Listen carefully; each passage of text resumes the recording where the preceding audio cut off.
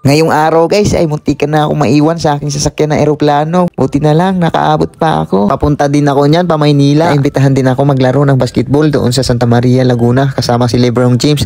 Nawala na rin yung kaba ko guys dahil nandito na tayo sa loob ng eroplano. Kala ko maiwan na ako.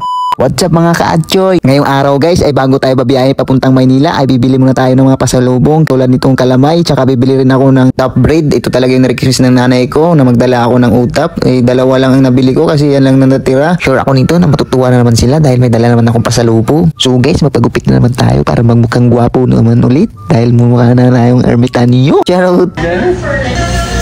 So guys, ito na nga pala ang kinalabasan na gupit natin. O, diba? Gwapo na ulit. Kanina mukhang ermitanyo, ngayon gwapo na. Charot! Hindi lang yan guys, may kasamang massage pa yan. O, diba? Relaxing si Oscar.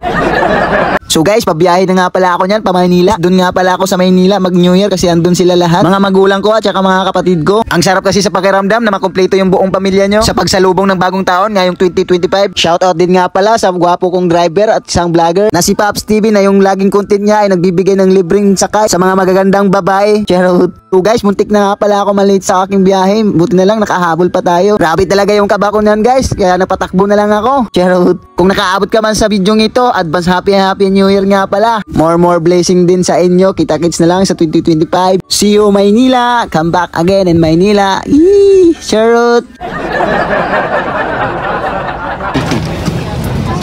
So guys, mga ilang oras nga pala, dito na tayo sa airport ng Maynila. Napasarap pa ata yung tulog ko guys. Parang ayaw ko na atang tumayo. Parang gusto ko pang matulog. Parang ayaw ko pa atang lumabas. Charot. So guys, gabi nga pala akong bumiyahin yan kasi kinabukasan niya, papunta ako ng Santa Maria, Laguna para magbigay ng saya doon at maglaro kami ng basketball kasama sa LeBron James. Kung nakapanood ka man sa aking video ito, maaari mo ba akong suportahan at i-follow para mapanood mo yung mga tricks kong 3 points. Charot. Bye-bye muna. See you next vlog.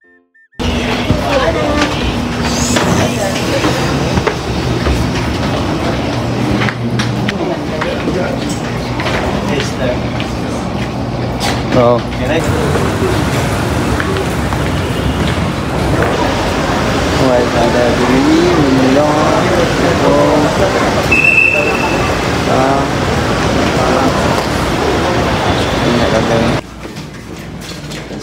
Oh guys, hi.